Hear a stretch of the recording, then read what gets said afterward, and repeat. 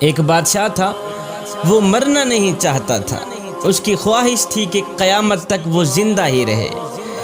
ایک حکیم صاحب نے اسے کہا، بادشاہ سلامت، فلاں ملک کی سرزمین سے ایسی ایسی جڑی بوٹیاں پیدا ہوتی ہیں جن میں آب حیات کی تاثیر ہوتی ہے۔ آپ اگر وہ جڑی بوٹیاں منگوا لیں تو ہم آپ کو وہ دوا بنا دیتے ہیں جس کے کھانے کے بعد آپ جب تک چاہیں گے زندہ رہیں گے۔ بادشاہ نے فوراً ہی اپنے وزراء میں سے 5 وزیروں کو دوسرے ملک میں بھیجنے کا حکم جاری کر دیا کہ جاؤ دوسرے ملک کے جو بڑے راجا ہیں ان کو میرا سلام دو اور کہو کہ مجھے فلاں فلاں بوٹی کی اشد ضرورت ہے۔ سنا ہے وہ بوٹی آپ کے ملک میں پائی جاتی ہے، لہٰذا مجھے ان بوٹیوں کی اشد ضرورت ہے، اس لیے کہ میں مرنا نہیں چاہتا۔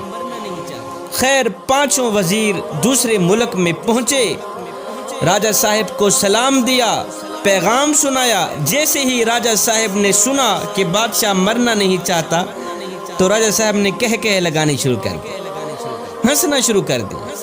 ہنسنے کے بعد راجہ صاحب نے فوراً ہی سپاہی بلوائے، ان سب کو گرفتار کرا دیا۔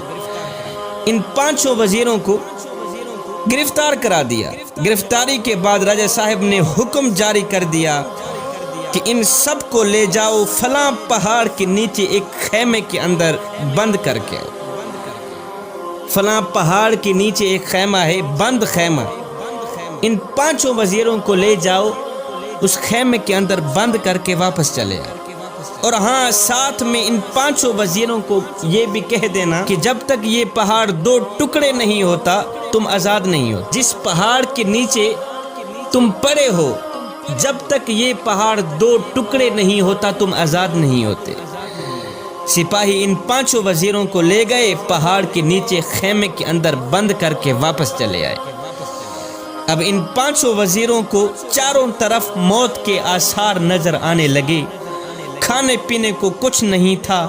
مشکل کی اس گھڑی میں اللہ کے سوا ان کا اور کوئی حامی و ناصر نہیں تھا۔ اب انہوں نے کیا کیا؟ زمین پر سجدہ ریز ہو گئے، رو رو کر گڑ گڑا کر دعائیں کرنے لگے کہ یا باری تعالیٰ ہم پہ رحم فرما، پہاڑ کے 2 ٹکڑے کر دے تاکہ ہم موت سے بچ جائیں، ہم آزاد ہو جائیں۔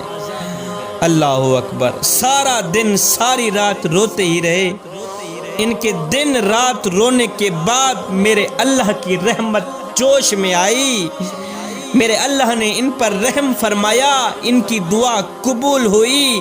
ایک دم زمین ہلنے لگی، زلزلہ آیا، پہاڑ جڑوں سے ہلنے لگا اور پہاڑ کے 2 ٹکڑے ہو گئے۔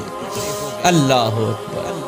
زلزلہ آیا، پہاڑ کے 2 ٹکڑے ہو گئے، ان کی دعا قبول ہو گئی۔ اب راجہ صاحب نے آرڈر دیا کہ ہماری شرط پوری ہو گئی ہے، پہاڑ کے 2 ٹکڑے ہم چاہتے تھے ہو گئے ہیں، اب جاؤ ان 5 وزیروں کو میرے پاس لے آؤ۔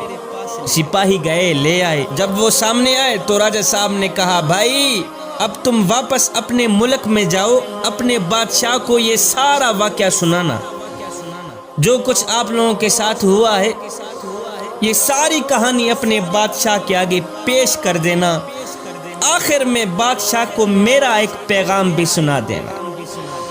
جی راجہ صاحب، کون سا پیغام ہے؟